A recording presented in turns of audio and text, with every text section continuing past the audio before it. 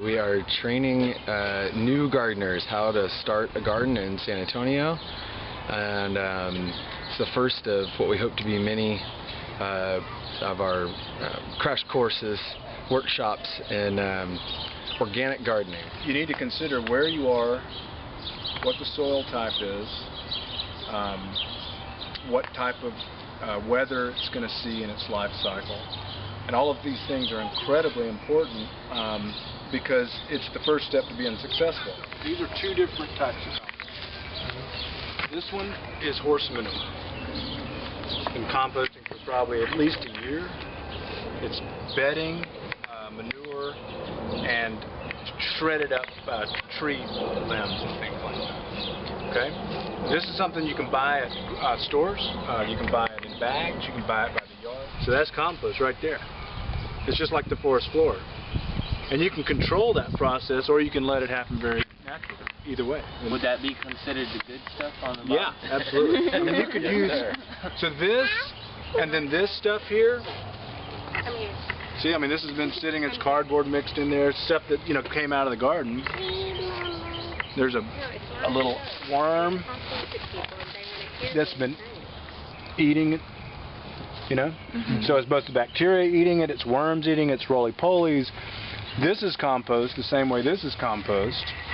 Oh, it's alive. It's totally alive. All of this is a living thing. It's got funguses in it. It's got, but everything, all the life in there is going to benefit the life in your soil, which benefits the life, the plants in your soil. Yeah, thanks for bringing all these bugs over here. That's great. You need some more. Kitchen compost pile, which is basically just a pile on the ground that I do just like that, except I add all my kitchen scraps to it. And this is what I got here. And it's essentially the same as that. What do you mean by kitchen scrap? Like when I cut up vegetables, just eggshells.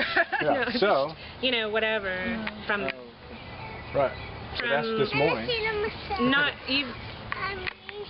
meat, but like vegetable scraps, fruit scraps. There's some pasta in there. Heather has this little bucket there. I have a compost at my house, and she doesn't have a real great spot for one at her house, so she fills that bucket up with her stuff from her kitchen, and then she just drops it into my pile, which I recommend doing that with friends, actually. If you don't have a great spot for one, just get this at the Container Store or something like that. It's usually good to have a aerated top so it doesn't start smelling, and you can just pile things on the ground. That's all you do. And there's nothing to it. People get real into it or whatever. It's just a pile on the ground. That's all it is. Quite literally. You can flip it if you want it to go faster, or not flip it. Either way. The tools that you'll need. The low quads we probably got just for gardening in general. I recommend a pickaxe. A lot of people don't use the ground so hard here. They become very, very good. So this is a good hoe. Oh yeah. It's a really nice sharp. This is a Japanese style hoe, but you can get whatever. I like these because they really, they're sharp. They're sharp like a knife. So I usually, he's cleared this, but we're going to make a row. We're going to go ahead and take out these little weeds. The more weeds you get out up in the front, the less work later. 6 inches.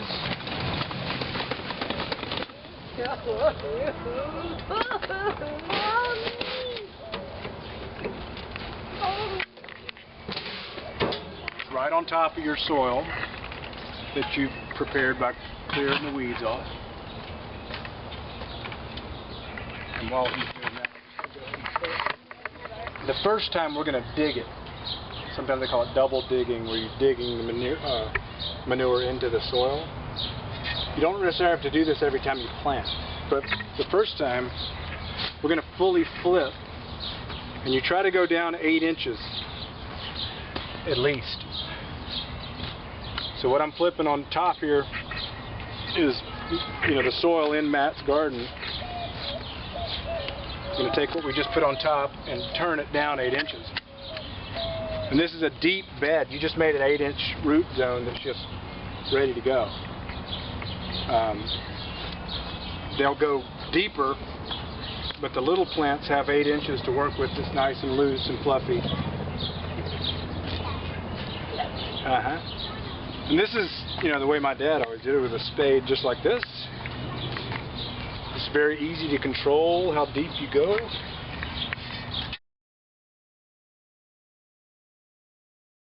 Hi, I'm Elizabeth Rodriguez. I go to Our Lady of the Lake University.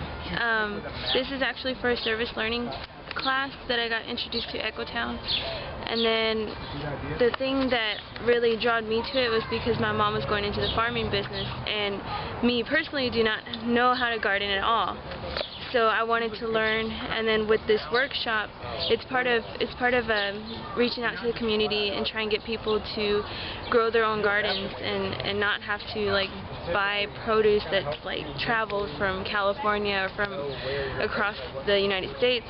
But with this knowledge, I plan to actually grow my own garden at home and start producing the fruit at home, so I don't have to buy fruit that's like really dirty and and all of that. But I really do enjoy this organization because I haven't ever heard of it until my class, until they introduced us to it. So it's all new information. All new information. Sounds like you're ready to run. Yes, run with I'm it. ready to go.